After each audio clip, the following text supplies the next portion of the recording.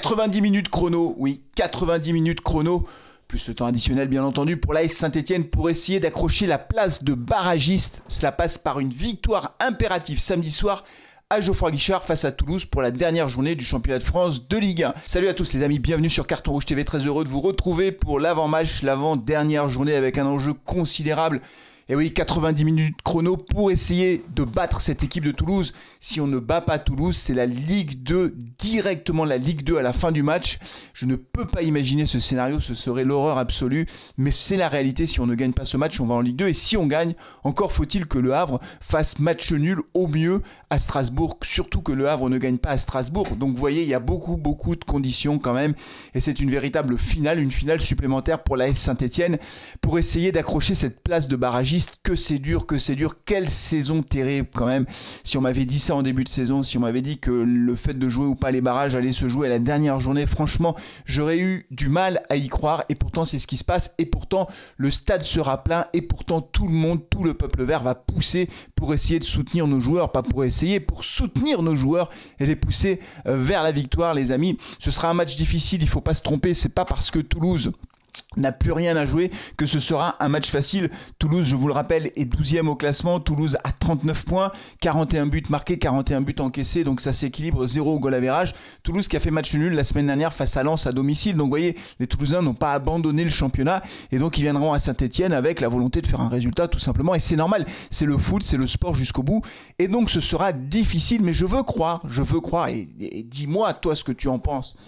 Supporters stéphanois, je veux croire que les Verts vont réussir à battre cette équipe de Toulouse à domicile parce qu'on a quand même pas mal d'atouts, on a quelques handicaps mais on a quand même pas mal d'atouts de notre côté pour gagner ce match et le premier de ces atouts, il faut quand même dire les choses.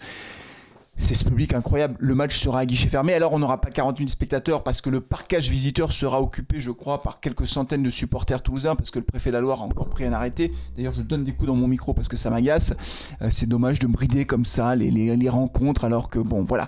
Donc, mais en tout cas, le parcage ne sera pas rempli. Le parcage visiteur ne sera pas rempli par les supporters stéphanois, ce qui fait qu'on ne battra pas le record d'affluence de cette saison, mais on aura un match à guichet fermé et donc on aura le chaudron qui sera derrière cette équipe de Saint-Etienne. Et pourquoi je vous dis que c'est un atout maître? Parce que je reste quand même convaincu que nos joueurs, quand ils ont le public derrière eux qui va les pousser de la première à la dernière minute, c'est un atout incroyable. En fait, je pense que ça leur donne des forces supplémentaires. Je pense que ça les pousse à courir plus vite, plus longtemps, à aller s'arracher alors qu'ils pensaient avoir perdu le ballon. Et bien, ils vont quand même y aller parce qu'il y a le public qui est derrière et qui va pousser, qui va pousser, qui va chanter. Et ça, c'est génial. Et donc, voilà, je crois que notre atout principal, c'est ce public-là. Après, et je l'avais dit d'ailleurs dans le débrief du match face à Reims, il semblerait, alors j'emploie le conditionnel, vous voyez, je suis prudent, il semblerait que dans les moments très importants, comme le derby ou comme le match face à Reims, on a des joueurs qui sont capables de répondre présent. Et donc là, il faut répondre présent. Faites-le les gars, là je m'adresse aux joueurs, faites-le. Pas de blague avec ça. Gagnez-nous ce match. Vous êtes à la maison, vous jouez contre Toulouse qui est au milieu de classement. Bon, l'équipe de Toulouse qui ne peut plus jouer l'Europe et qui ne peut plus descendre non plus. Et donc il faut gagner à la maison. Faut pas déconner quoi. On ne veut pas aller en Ligue 2. Moi, je ne veux pas aller en Ligue 2. Et donc, il faut gagner ce match. Voilà. Donc, c'est un match hyper important. Alors, Toulouse, encore une fois, c'est une équipe qui nous avait battu au match aller, 2-1. Vous souvenez-vous, d'ailleurs, c'est Stassin qui avait marqué le but. Je crois que c'était son premier but sous le maillot vert de mémoire. Je dis peut-être une bêtise, mais de mémoire, c'était le premier but de Stassin sous le maillot vert. Et puis après, Toulouse a marqué 2 buts en deuxième mi-temps. Et donc, on avait perdu à Toulouse. Bon, après, c'est vrai que cette équipe de Toulouse, elle a assuré son maintien. Je ne sais pas d'ailleurs si elle avait d'autres objectifs cette saison parce que je la connais pas très bien en fait cette équipe de Toulouse. En tout état de cause, ils sont tirés d'affaire. Du côté stéphanois, je vous ai dit la bonne nouvelle c'est que le stade sera plein et qu'on va pousser etc. La mauvaise nouvelle c'est que Lucas Tassin n'est pas encore opérationnel. Eric Horneland l'a dit lors de la conférence de presse, notre meilleur buteur n'est pas opérationnel. On espère qu'il soit présent si on devait jouer les barrages, mais pour l'instant il ne sera pas dans le groupe. Ce qui veut dire que Batu Bisinka a eu un coup au genou mais il est revenu. Boaki a repris l'entraînement mais il ne sera pas dans le groupe non plus. Ce qui veut dire, et là je prends aucun risque. Je suis prêt à prendre les paris même pour tout vous dire. Je pense qu'on aura exactement le même 11 de départ que face à Reims. C'est-à-dire qu'on aura Larsonneur, Bernauer, Nadé, Petro, Apia. Ensuite, on aura Ekwa, Mouefek et Tardieu. Et devant, on aura Cardona, Davitashvili et notre ami Ibrahima Ouadji. Et que même, je vais aller plus loin, puisqu'il est très prévisible, Eric Horneland, qu'on aura les mêmes changements que d'habitude, c'est-à-dire que Mouton va rentrer à la place de Mouefek, et puis qu'à un moment donné, Benold rentrera à la place de Cardona en deuxième mi-temps, vers la 65e minute ou 70e minute. Il fait toujours ça. Benold, qui pour le moment n'a pas encore réussi depuis son retour, en quelque sorte. Alors, il n'a pas joué, il n'a pas démarré un match, il n'a jamais été titulaire depuis qu'il a repris les matchs, en quelque sorte, depuis qu'il a repris la compétition. Mais ses bouts de match ne sont pas hyper convaincants, je trouve. Alors, encore une fois, il faut lui laisser peut-être encore du temps à Benold, mais je trouve que pour l'instant, ses rentrées ne sont pas très convaincantes. Moi, je mise beaucoup, je vous le dis, pour gagner ce match, je mise beaucoup sur Irving Cardona. Mais ça ne vous surprendra pas, puisque j'aime beaucoup Irving Cardona, malgré de temps en temps un peu de déchet dans son jeu et dans sa finition. Je mise sur Irving Cardona, qui dans ces moments-là est capable de se sublimer. Je repense au match face à Bordeaux. Davitashvili aussi, parce que malgré toutes les critiques, et je ne suis pas le dernier à critiquer ses choix quand il est un peu trop perso, malgré tout, il peut se passer n'importe quoi à n'importe quel moment avec Zuriko Davitashvili, une frappe qui vient de l'espace, une passe décisive, il tire les corners, etc., etc.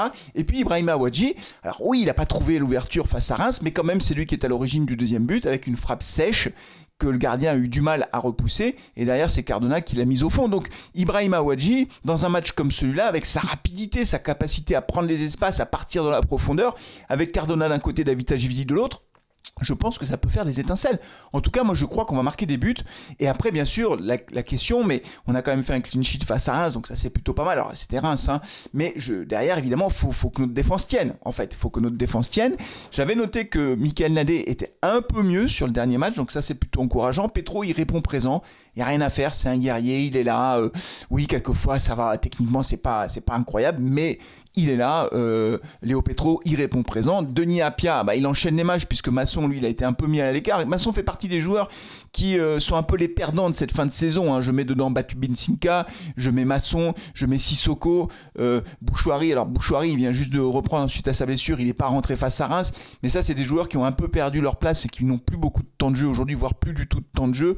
Mais voilà, et donc Apia, lui, il a du temps de jeu.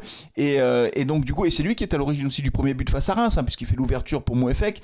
Donc voilà, je veux rester optimiste, mais déconnez pas, les gars, déconnez pas, s'il vous plaît, pas de blague. Ne me sortez pas un vieux match nul venu de l'espace à deux partout. Et puis, alors, dernier point, mais tellement important. Si on mène 2-0 à 15 minutes de la fin, c'est pas go-go-go, c'est là, on arrête avec le go-go-go. Tu mènes 2-0 à 10 minutes de la fin, à 15 minutes de la fin, je suis désolé, tu verrouilles, tu gagnes du temps. Le mec il te touche, tu restes au sol pendant 20 minutes, tu te dis aïe aïe aïe, j'ai trop mal, je peux plus jouer, tu mets le ballon en touche, tu mets 2 heures pour la faire. Enfin, là je suis désolé, il n'y a pas de fair play, pas fair play. En plus, Toulouse ne risque rien. Mais là, 10 minutes de la fin, c'est plus go-go-go-go. On arrête avec le go-go-go. Si on mène, bien sûr. Si on est à un partout, là, le go-go-go, il va falloir le multiplier. Mais ne jouons pas l'offensive à tout crin. Si on mène, on assure le résultat, on assure la victoire. Donc évidemment, on se retrouvera en direct pour suivre le match. J'essaierai de faire un avant-match avant avec les copains de Carton Rouge, je ne sais pas, vers 19h par exemple, 19h, 20h, pour parler de ce dernier match exceptionnel du championnat. Et puis après, on se retrouvera pour le live, je pense, vers 20h15 ou 20h30. Et on vivra ce match ensemble. Et on regardera aussi, comme on l'a fait la dernière fois pour le Havre Marseille, on regardera d'un coin de l'œil Strasbourg, Le Havre. Je vous rappelle que Strasbourg doit gagner ou au pire faire match nul pour que nous, on ait une chance de jouer les barrages. 90 minutes chrono, ça me fait penser, ou ça vous fait penser, pour ceux qui connaissent la série, je pense que vous êtes très nombreux, à 24 heures chrono. Jack Bauer. Il était trop fort, Jack Bauer. Nous, on a besoin de 11 Jack Bauer sur le terrain. Faites-le, les gars, faites-le, on a besoin de ça. Allez les Verts, on ne lâche rien. C'est parti pour le sprint final. On se retrouve en direct. N'oubliez pas de vous abonner, n'oubliez pas de liker la vidéo. Tout ça, ça fait toujours très plaisir. On avance vers les 30 000 abonnés. Allez, on se retrouve samedi soir. D'ici là, prenez soin de vous, de vos proches, et allez les Verts. I repeat. Allez les Verts, c'est tout. Ciao.